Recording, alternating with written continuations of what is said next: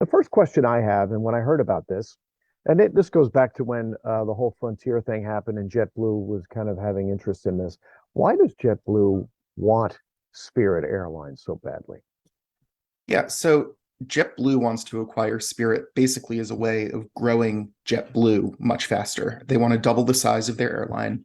It's tremendously hard right now to get pilots, flight attendants, ground staffers, and airplanes. And by acquiring JetBlue, they can basically, by acquiring Spirit, they can basically double in size overnight. Okay, so and it's the fifth largest domestic airline combined if these deals are approved. Is that right? Is there any other advantage? Are there routes that Spirit has that JetBlue doesn't have? I mean, is there anything operationally that makes JetBlue stronger? There's nothing in particular that Spirit has that JetBlue couldn't have with more planes. It's really a capacity issue. It's just JetBlue has been limited in its growth. It's hard to get planes. It's hard to get delivery slots from Airbus, which provides the planes that JetBlue uses, Spirit as well. We've already seen JetBlue say a couple times this year that they were delaying routes or suspending new routes just because they needed to wait for airplanes to come in. Right. So that's where the big advantage is here. Yeah. There's also an element of Spirit having a very big presence in Florida, which is an important market for JetBlue.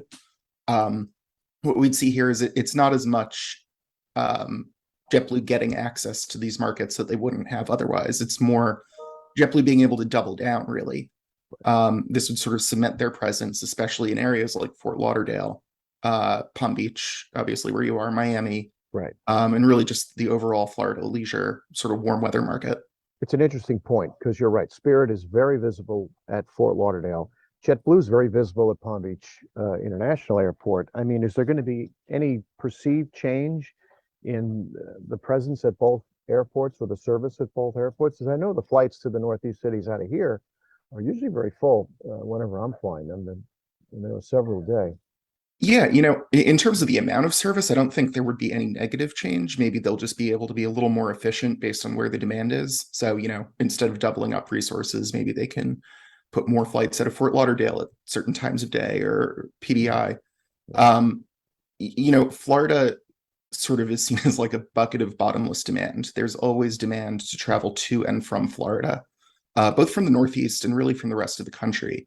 So, I don't think that you're going to see anything except service increasing.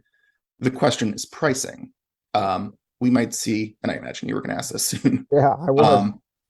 Yeah, what we are going to see is JetBlue says that they plan to absorb Spirit. They're going to take the Spirit planes, paint them white and blue.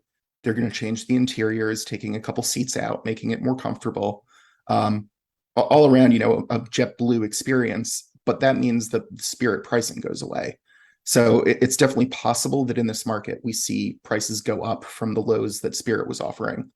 On the other hand, just because this airline is going to be so big, they can compete with the other big four. That's Delta, American, United, Southwest. So, we might see the median price come down a little bit, even though that bottom price might go up a little. Right. Spirit's what you call an ultra low cost carrier, right? Yeah, So, exactly. so they're gone.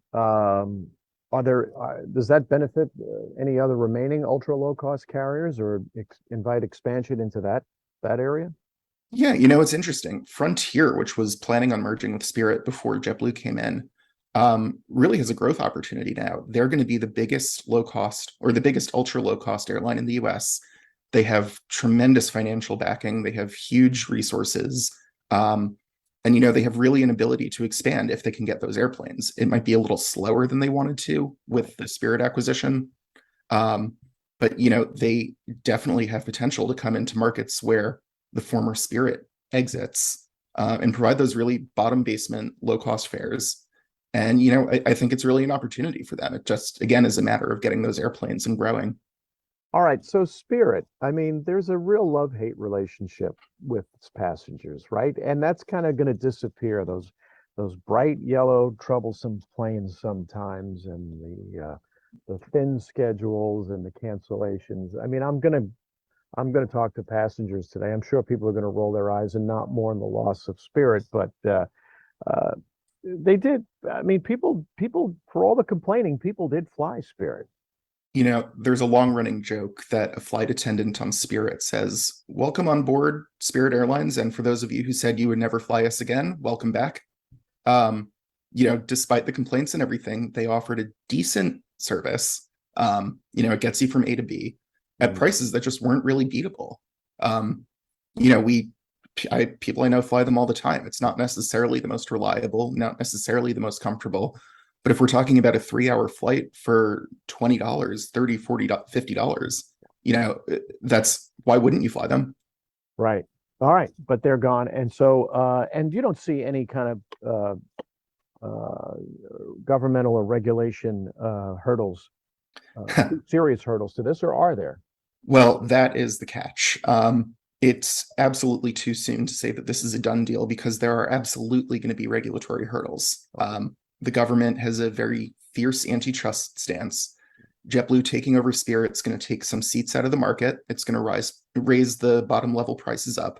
And we know for a fact that the government doesn't like to see that. What happens now is JetBlue needs to make the case that they can compete against the big four airlines more effectively and bring pricing down overall. But that's a difficult case to make.